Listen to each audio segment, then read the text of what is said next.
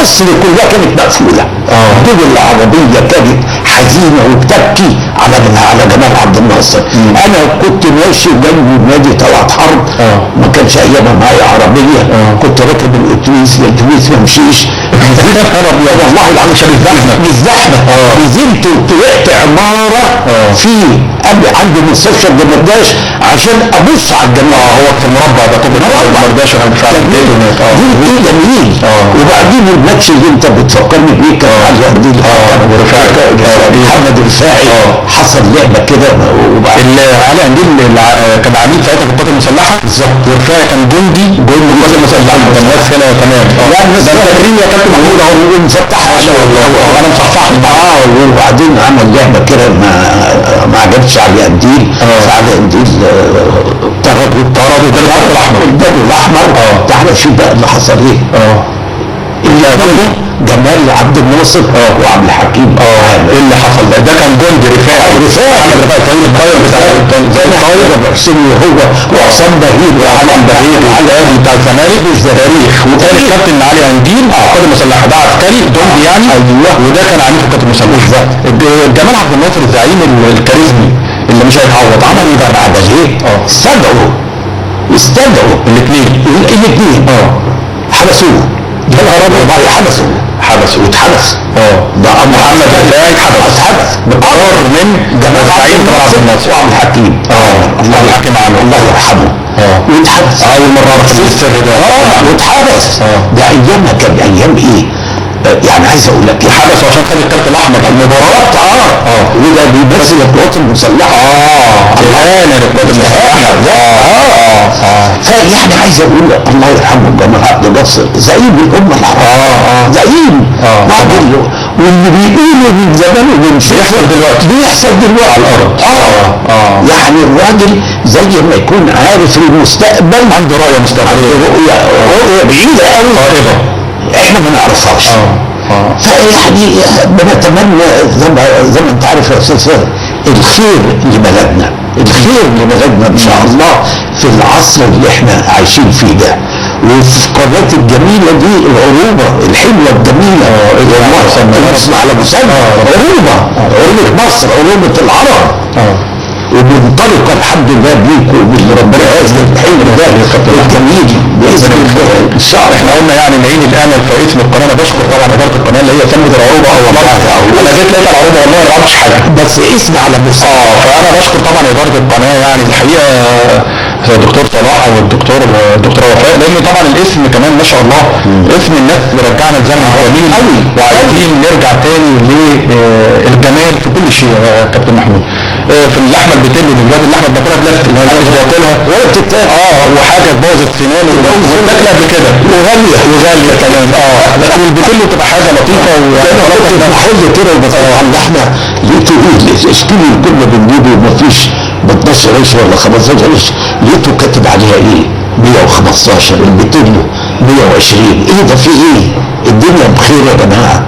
فين الايام دي ترجع وترجع ان شاء الله باذن الله وننطلق ونقول يا رب سهل المسؤولين على بلدنا في الفتره العصيبه اللي احنا عايشين بيها. يا رب ان شاء الله. لكن برضه احتراف محمد صلاح في بازل برضه ظهوره بمستوى عالي، وفي بعض اللاعبين كمان يمكن كمان ابراهيم صلاح ده الزمالك بيلعب في نادي العروبه بس السعودي، فبرضه دي مش امل برضه حاجه كويسه. ده بالعكس ده علم مصر بيرفرف. وانت عارف هم سافروا اسرائيل حاربوه هناك وجاب جول ورزوا وسجد دي حاجه جميله وهم مجننوا لان ليه مصري عربي اصيل يسافر ولا ما يسافرش؟ لا تسافر، ده انت عامل عقد هناك. ليه؟ لان العيش محترف، وبعدين انت معترف باسرائيل واسرائيل انت معترف بيها. فدي الرياضه حاجه ودي حاجه، وانطلق الحقيقه هو هناك ورفع اسم مصر دلوقتي في اوروبا. يعني دي حاجه يعني جميله جدا. وهو لعيب شوف جسمه قد ايه زي ميسي بالظبط، تحمل ويحطها كده مسمينه لعيب كويس جدا. وحاجه ونفخر بيها ان في مصري في سويسرا محمد صلاح والنني مستواهم عالي جدا، وفي لعيبه كمان وكهرباء كل دول يعني. بالظبط. يعني ان شاء الله. وكان ميدو قبل كده في توتنهام، وفي لعيبه برضه زي عبد الله ياسين في باريس سان جيرمان، وفي بعض اللعيبه بالظبط. على مستوى يعني حاجات كتيره قوي. كل اللي عايز اقوله ده استاذ ياسر، بلدنا بخير، بلدنا بخير ان شاء الله.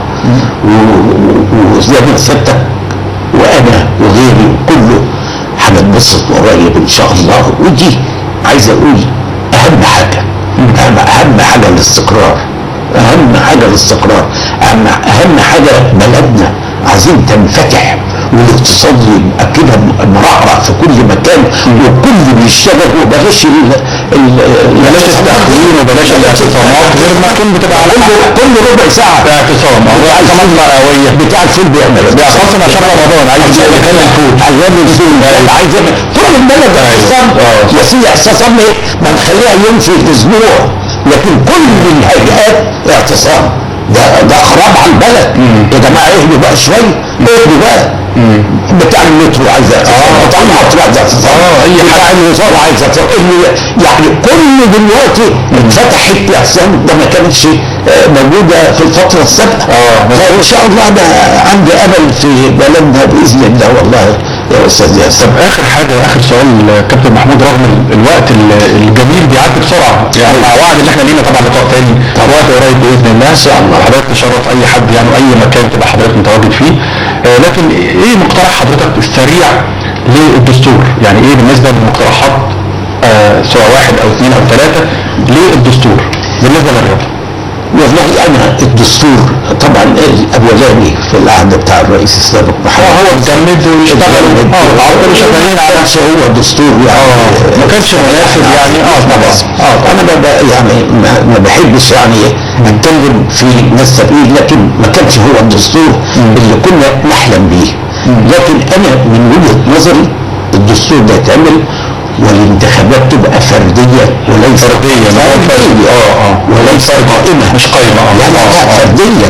والرئاسه الاول، وبعدين نخش على مجلس الشعب. يعني نخلص الدستور وبعدين الانتخابات الرئاسيه وبعدين البرلمان، لان مجلس الشورى اتلغى. ما ولا ليه لازمه يعني، هو بيعمل ايه؟ ما بيعملش حاجه يعني مفيده للبلد. لكن الدستور دلوقتي مفتوح للجميع وكل الهيئات مشتركه فيه. لكن اتمنى بلاش الاحزاب اللي هي عايزه قائمه، يعني احنا عايزينها فردي باذن الله. ودستور بلدنا ده يبقى ثابت